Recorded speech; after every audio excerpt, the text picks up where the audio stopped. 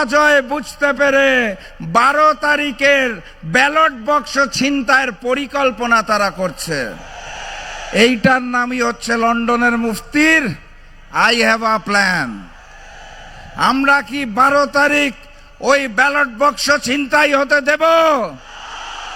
তাহলে ছাত্র এবং যুব ভাইদের বলে যেতে চাই, 11 তারিখ রাত থেকে ভোট কেন্দ্র পাহারা দিতে হবে।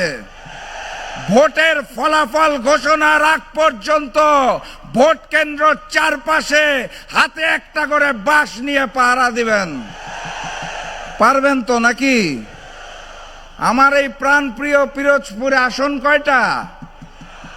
2টার মধ্যে দাঁড়িপাল্লা আর একটার মধ্যে পিরোজপুরের এই 3টি আসন,